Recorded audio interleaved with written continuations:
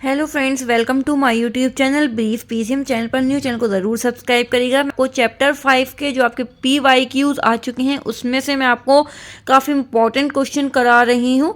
ठीक है, तो आप लोगों को अगर देखने हैं कि AP से कितने मार्क्स के क्वेश्चन आते हैं एक पेपर में, ठीक है, और हमारा कितना वेटेज रहता है हमारा। कभी कभी इसमें एक आपका 4 मार्क्स का क्वेश्चन आता है, 3 मार्क्स का, और 2 आपके ऑब्जेक्टिव्स में आते हैं 1 मार्क्स के। ठीक है, ये तो कंपलसरी है। 5 मार्क्स का क्वेश्चन आपका आता ज़रूर है पेपर में। ठीक है, आप उसके लिए प्रिपेयर रहिएगा। मैं इतने क्वेश्चन आपको प्रैक्टिस करा दूंगी AP से कि आपके कोई भी क्वेश्चन गलत नहीं जाएंगे। ठीक है, अगर आपने अब तक तो आई होप प्रिपरेशन कर ली होगी। अगर किसी को इम्पोर्टेंट सिर्फ प्रैक्टिस करनी है किस तरीके से एग्जाम्स में क्वेश्चन आते हैं, तो आप लोग इस चैनल पे जुड़ सकते हैं और चैनल को ज़रूर सब्सक्राइब कर लीजिएगा, वीडियो को लाइक करिएगा। तो आज क्वेश्चन नंबर 1 देख लेते हैं। ये 2020 का पेपर है, कोड है 3022। ठीक है, उसका मैं क्वेश्चन आपके सामने लेकर आई हूँ। तो क्वेश्चन नंबर 1 है कि find the sum of all 11 terms of an AP whose middle term is.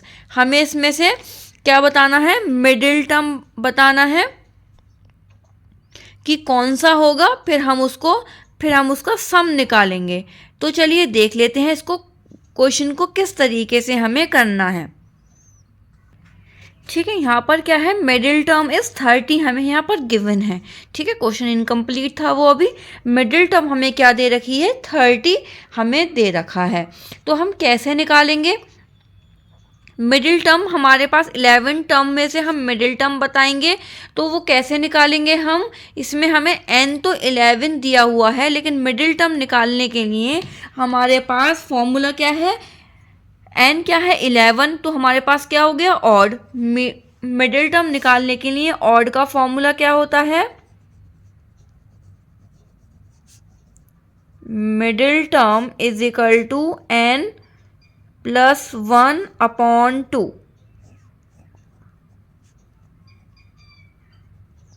n क्या है यहाँ पर? 11 plus 1/2 is equal to 12/2 is equal to क्या हो जाएगा? 6th term. हमारी जो 6th टर्म है वो है हमारी मिडिल टर्म। ठीक है, अब हम क्या करेंगे?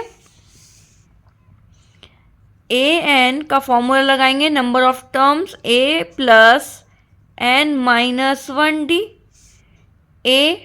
n क्या है हमारा? 6 टर्म आ गया इसमें। a हमें नहीं पता, n 6 माइनस 1, और d हमारे पास हमें नहीं पता, is equal to a plus 5d। जो a प्लस 5d है, जो 6 टर्म है, वो क्या है हमारा? 30 है। ठीक है, वो क्या गिवन है हमें? ये चीज़ क्या गिवन है? वो 30 गिवन है हमें। ठीक है, तो ये क्या हो गई? हमारी फर्स्ट इक्वेशन हो गई। अब हमें सम निकालना है। Find the sum of all 11 terms of an AP। Sum कैसे निकालेंगे? SN is equal to n/2 bracket में 2a plus n minus 1d। ठीक है, S हमें का निकालना है, ऑफ ऑल 11 टर्म्स का निकालना है सम।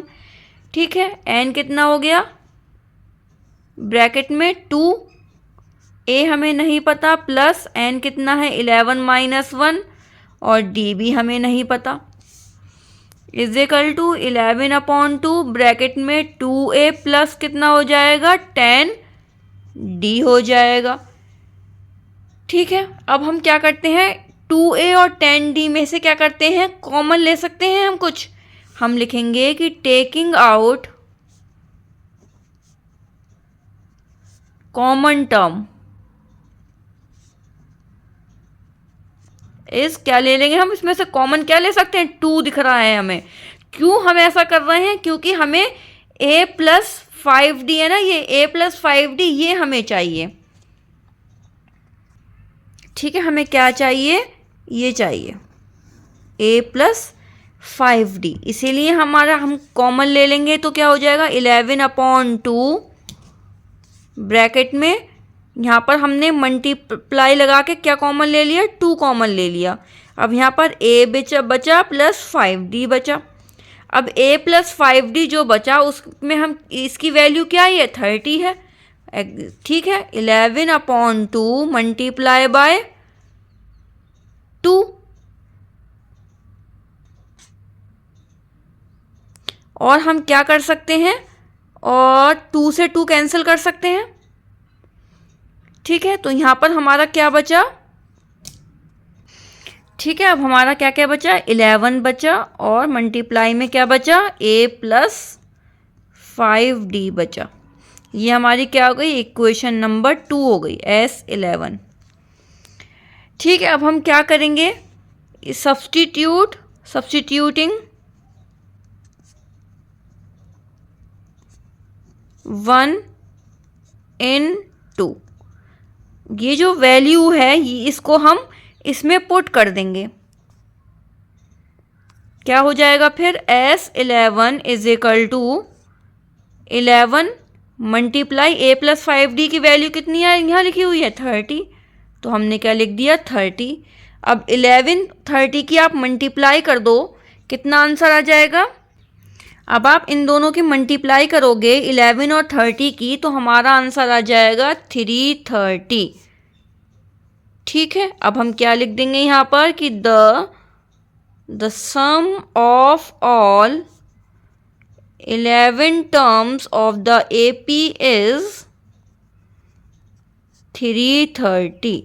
ठीक है, आई होप आपको ये क्वेश्चन अच्छे से यहाँ पर क्लियर हो गया होगा, समझ आ गया होगा कैसे हमें निकालना है।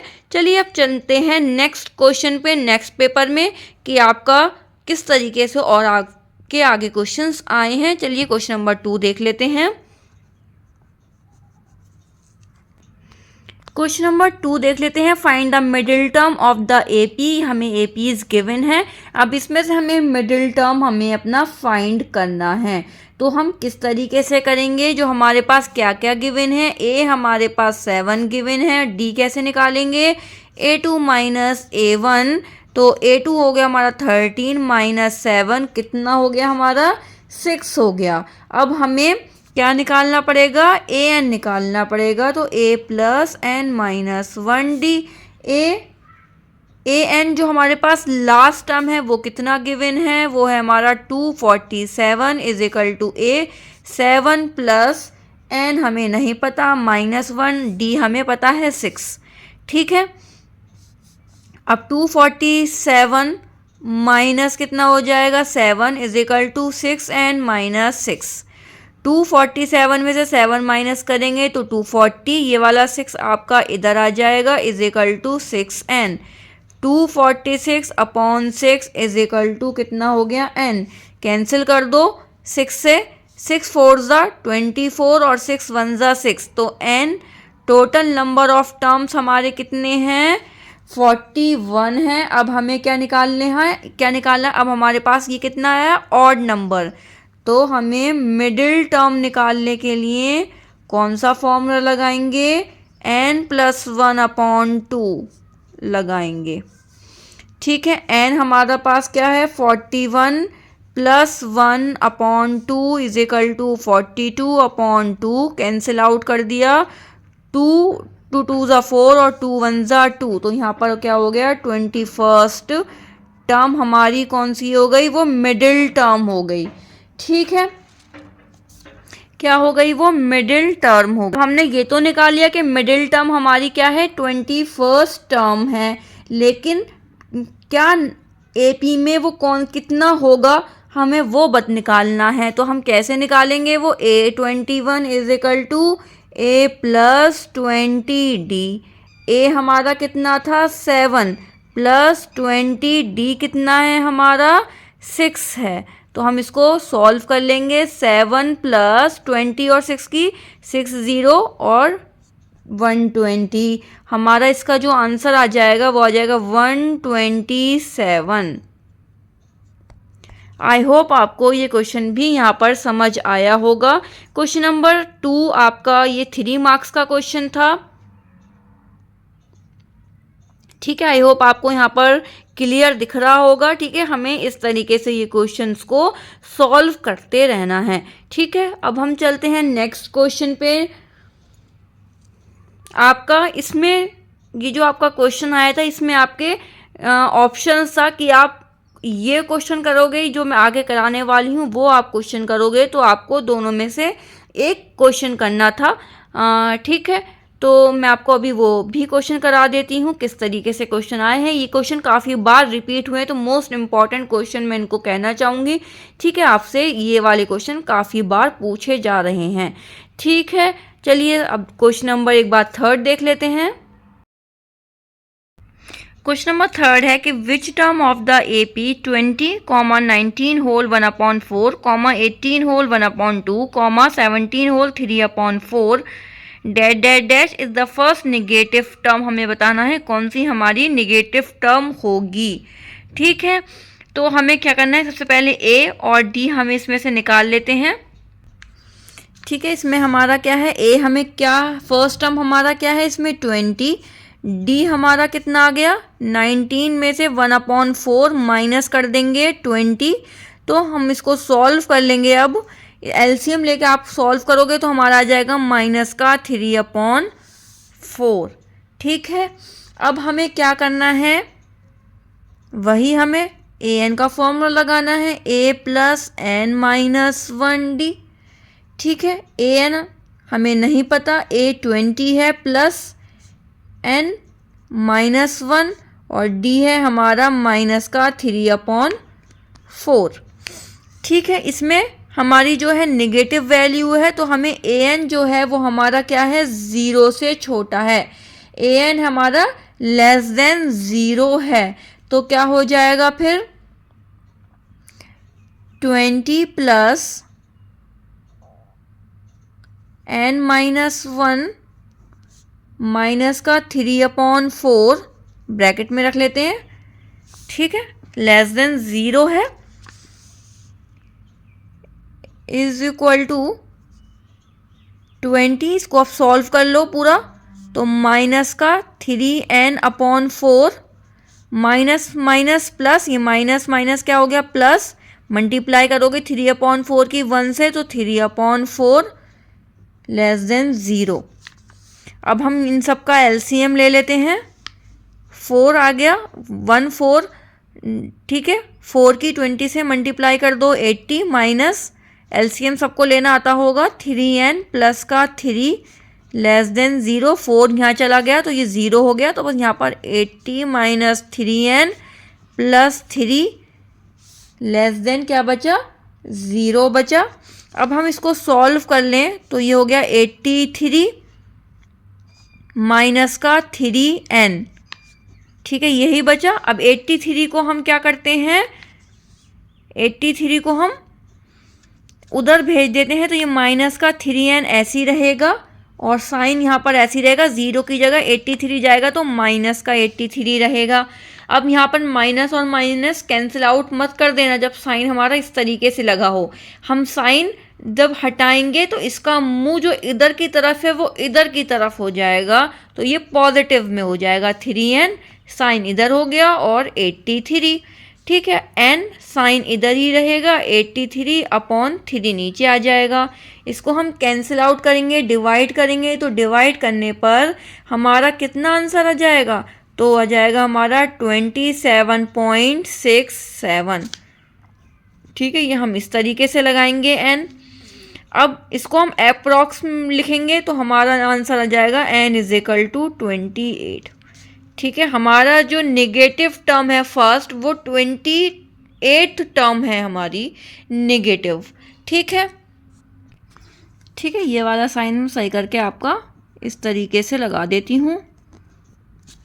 ठीक है, आई होप आपको अब क्लियर दिख रहा होगा। जो हमारी 28 टर्म है वो नेगेटिव टर्म आई है। ठीक है, आई होप आपको ये क्वेश्चन समझ आया होगा। ये आपका 3 मार्क्स का क्वेश्चन है। ठीक है, ये भी आपका 2020 का पेपर है।